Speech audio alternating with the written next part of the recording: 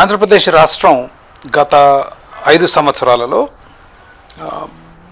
ఆర్థికంగా చాలా కృంగిపోయింది. ప్రజలకు సంక్షేమ పథకాల ద్వారా గత ప్రభుత్వం డబ్బులు పంచింది.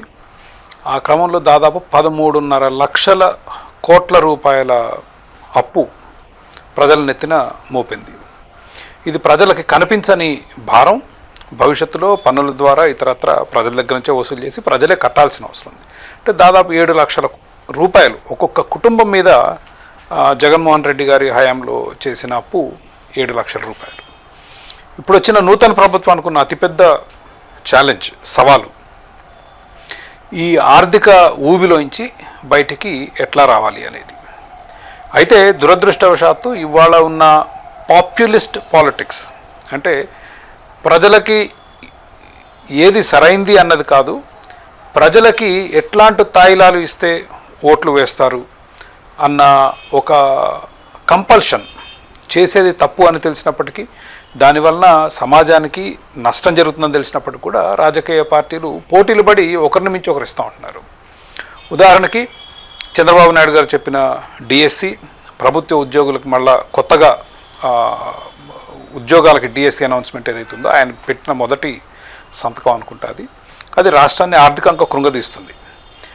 ప్రభుత్వ వ్యవస్థ అనుత్పాదక వ్యవస్థ, unproductive, they don't produce anything. బియ్యం పండించరు, కూరగాయలు పండించరు, కార్లు చేయరు, లైట్లు చేయరు, ఫ్యాన్లు చేయరు. They are there. వాళ్ళ ఒక భారం.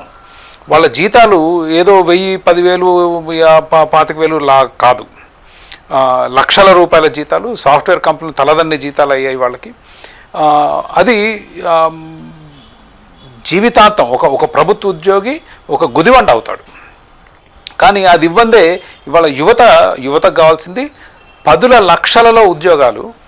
కానీ ప్రభుత్వం ఇచ్చే 1000 ఉద్యోగాలకి వాళ్ళు విపరీతంగా పోటీ పడుతున్నారు, ప్రభుత్వాల మీద ఒత్తిడి పెడుతున్నారు, ప్రభుత్వాల ఓట్ల కొరకు లొంగుతున్నాయి. అదే డిఎస్సి. దాంతోపాటు సూపర్ 6 తీసుకోండి.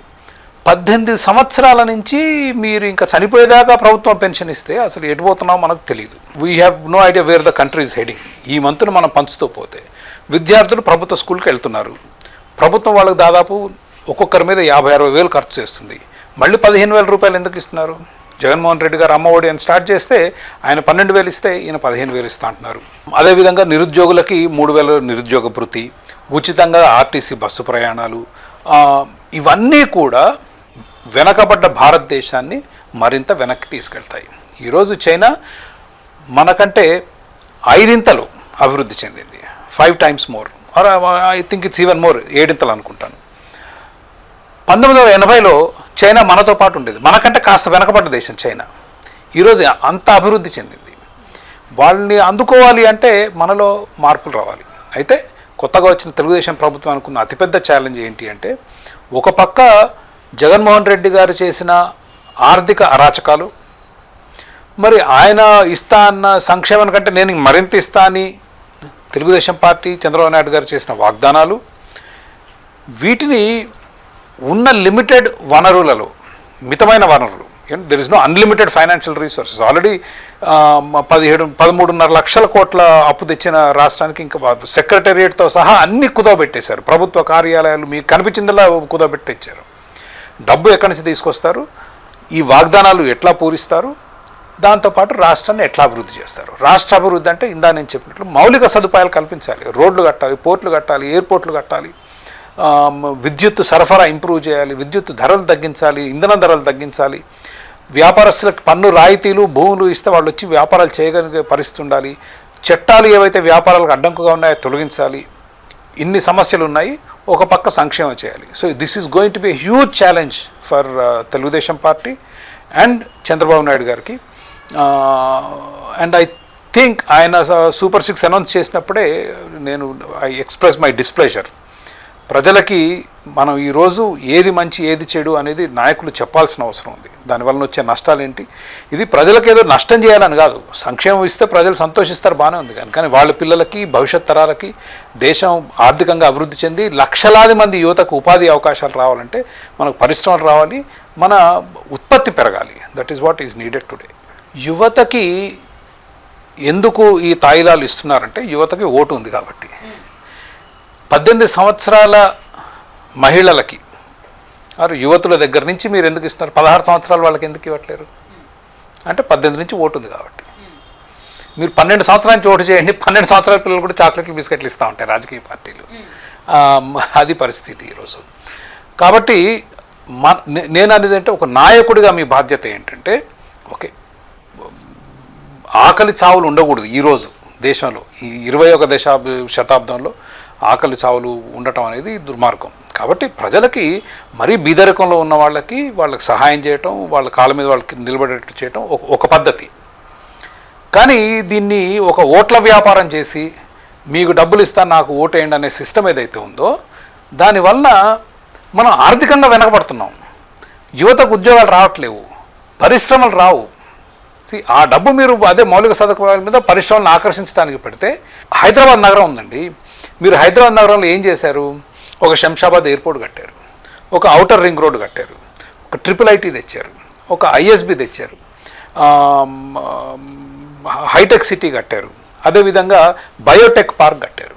ఈరోజు హైదరాబాద్లో 10 లక్షల మంది ఉద్యోగం చేస్తున్నారు.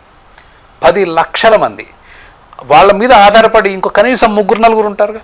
అంటే హైదరాబాద్లో ఇవాళ 40 లక్షల మంది కేవలం మీరు కట్టిన ఈ ఇన్ఫ్రాస్ట్రక్చర్ మీదే వచ్చాయి. ఈ పెట్టుబడి మూలంగా మీరు బతికినంత కాలం మన యువత they will be enjoying the fruits. అదే కాకుండా మీరు ఉన్నాయన్నీ మీరే తినేస్తాం, అసలు పెట్టుబడులు పెట్టకపోతే దేశం అభివృద్ధి చెందదు. That is what China is doing. China 6-7 ఎందుకు పెరిగింది, మనం ఇక్కడ ఇంకా ఎందుకు నిలకపోయి ఉన్నామంటే ఈ విధానాల మూలంగా.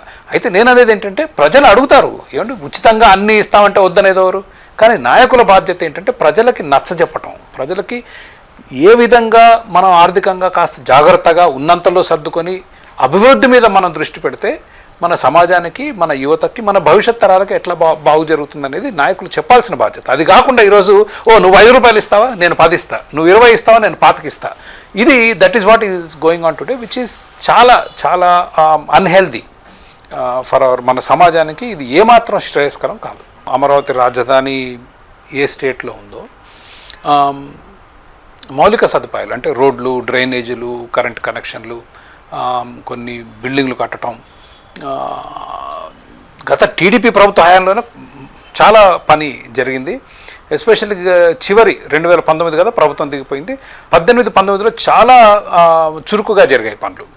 మీకు జడ్జెస్ బంగ్లాస్ అయిపోయాయి, ఐఏఎస్ ఆఫీసర్ల క్వార్టర్స్ అయిపోయాయి, గెజిటెడ్ ఆఫీసర్ క్వార్టర్స్ అయిపోయాయి. అంటే 80%. మరీ ఐఏఎస్ ఆఫీసర్లకి కట్టినవి అయితే కేవలం మీరు తలుపులు బిగించి రంగులేస్తే వెళ్ళిపోవచ్చు.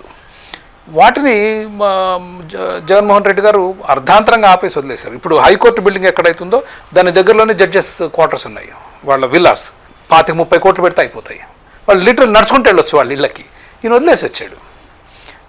కాబట్టి ప్రభుత్వ కార్యాలయాల వరకు పూర్తి చేస్తే అమరావతి ఈజ్ ఫంక్షనల్. ఇది నేను అనుకుంటా 2 సంవత్సరాల్లో అయిపోద్ది. దాని తర్వాత అక్కడ వివిధ రకాల స్పోర్ట్స్ సిటీ అని, టెక్నాలజీ సిటీ అని, ఫార్మా సిటీ అని రకరకాల ప్రణాళికలు చేశారు. దానికి టైం పడుతుంది.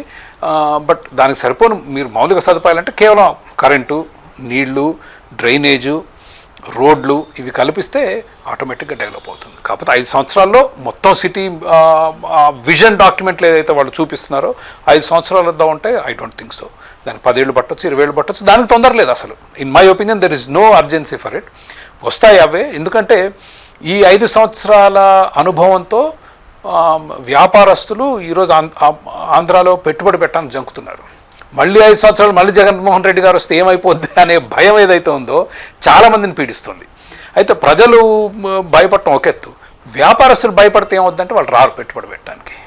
ఆయన రాడు అన్న ధైర్యం ఎప్పుడైతే కలుగుద్దో మళ్ళీ అధికారంలోకి రాడు అని, ఆ రోజు పెట్టుబడులు బాగా గట్టిగా వచ్చే అవకాశం ఉంది. కాబట్టి ఈరోజు తెలుగుదేశం ప్రభుత్వం ప్రగతి కన్నా అతి ముఖ్యమైనది ఏంటంటే ప్రజల్లో బయట ప్రపంచానికి ఈయనకి రాజకీయ భవిష్యత్తు లేదు అని కనుక చూపించగలిగితే investors will get confidence. Okay మేము ఇప్పుడు పెట్టుబడులు పెట్టవచ్చు అని. అసలు ఎన్ని కంపెనీలు వెళ్ళిపోయాయండి ఆయన ముఖ్యమంత్రి కాగానే. ఇప్పుడు అవన్నీ రావాలి అంటే వాళ్ళు వెనక్కి రావాలంటే I just give a quick list. Amar Raja batteries మీకు తెలిసిందే, అక్కడ వదిలేసి ఇక్కడ వచ్చి తెలంగాణలో పెట్టుబడి పెట్టారు. లూలు మాల్ వెళ్ళిపోయి వాళ్ళు వేరే దగ్గర పెట్టారు. HCL, Jockey, HSBC, Foxconn, Brakes India, Triton, Holitech, SoftBank, Reliance వాళ్ళ డేటా సెంటర్ ఎత్తేసారు, Franklin Templeton, TCS, Titan, Tata Consultancy, ఈ విధంగా అందరూ వెళ్ళిపోయారు. ఐ మీన్ చివరికి ఇండస్ట్రీ పెట్టిన హ్యుండై కియా మోటార్స్ కూడా వెళ్ళిపోతా ఉన్నారు వాళ్ళ బెదిరింపులు తట్టుకోలేక. కేంద్ర ప్రభుత్వం జోక్యం చేసుకుని ఆగితే ఆగారు వాళ్ళు అక్కడ. సో ఈ పరిస్థితుల్లో ఏంటంటే అమరావతికి అమరావతిలో ప్రభుత్వ కార్యాలయాల వరకు I'm very confident Chandrababu Naidu గారి నాయకత్వంలో పూర్తవుతాయి. ఇతర ఏరియాస్ కాస్త టైం పడుతుంది. But I think Amaravati will be a dream will be realised. I think something good will come out of it. అది రాష్ట్ర ప్రగతికి కూడా దోహదం చేస్తుంది. Because it's an international city, it's a green field city. మీకు ప్రపంచంలో చాలా నగరాలు కూడా there are lot of limitations. ఏమీ లేకుండా నిర్మించిన నగరాలు లేవు. ఇది ప్లెయిన్ ఫీల్డ్ మీద నగరం ఉంటుంది, దాని చుట్టూ అభివృద్ధి జరుగుతూ వెళ్తుంది. Organic growth or green field అంటే ఏమీ లేకుండా చేసి పర్ఫెక్ట్గా ప్లాన్ చేయగలిగిన city. It is one of the few cities. There is lot of hope. Amaravati actually is very popular around the world in the architecture circles. అంటే టౌన్ ప్లానింగ్ చేసేవాళ్ళు, urban planning చేసే వాళ్ళకి ఇట్లాంటి అవకాశం ఉన్న నగరం ఇదొకటే ప్రపంచంలో ఈరోజు. దాంట్లో the lot of thought has been put into it. కాబట్టి డెఫినెట్లీ ఐఎమ్ ష్యూర్ 2029 లోపు Amaravati will be a fully functional city. ఈ వీడియో మీకు నచ్చితే ఇలాంటి మరిన్ని వీడియోల కోసం మా ఛానల్ని సబ్స్క్రైబ్ చేయండి, లైక్ చేయండి, కామెంట్ చేయండి, షేర్ చేయండి. Thank you.